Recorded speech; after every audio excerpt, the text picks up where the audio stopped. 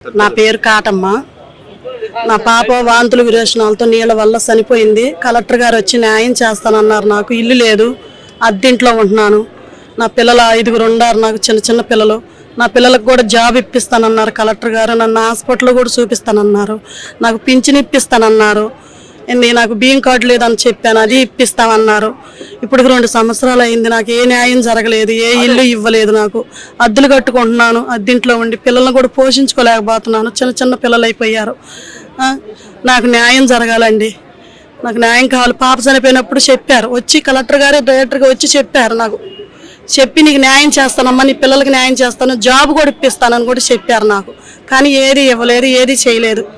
2 సంవత్సరాల నుంచి వస్తానన్నారు కానీ రాలేదు, చేయలేదు. ఇప్పుడు నేనే వచ్చానండి కలెక్టర్ దగ్గరికి. మా ఆయన చనిపోయాడు, నా పిల్లలు చూస్తే చిన్న చిన్న పిల్లలు. నాకు ఆరోగ్యం లేదు, సంపాదించుకునే ఇది లేదు. నేను యాక్సిడెంట్ అయ్యి నడుము పడిపోయి హాస్పిటల్ పాలైపోయాను. నాకు ఏ న్యాయం లేదు. కొంచెం మీరన్నా న్యాయం చేసేటట్టుగా చేయండి. ఇది ఎన్నిమించుకుంటున్నాను, కలెక్టర్ గారి ముందులో పెట్టమని చెప్పని. అందరికీ నమస్కారం అండి. నా పేరు కిషోర్ కుమార్ కొండూరు, జనసేన పార్టీ నగర ఉపాధ్యక్షుని.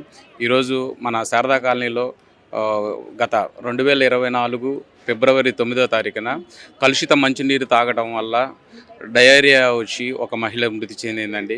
ఆ మహిళ కుటుంబానికి, వారి అమ్మగారికి మన ప్రభుత్వం తరపున ఒక 5 lakhs ఎక్స్గ్రేషియా ప్రకటించారు. అదేవిధంగా వాళ్ళ కుటుంబ పెద్దయిన తండ్రి గారు కూడా గతంలో మృతి చెంది ఉన్నారు. అదే యాక్సిడెంట్లో వాళ్ళ తల్లిగారికి కాళ్ళు నడుములు ఇరుగుబడి నడుములు ఇదైపోయి మంచానికే పరిమితమై ఉన్నది. వారి కుటుంబంలో ఏకైక ఆధారమైన ఆమె కూడా ఈ డయేరియా వల్ల మృతి చెందింది. ఆమెకు ఒక 5 చెల్లెళ్ళు, తమ్ముళ్ళు ఉన్నారు.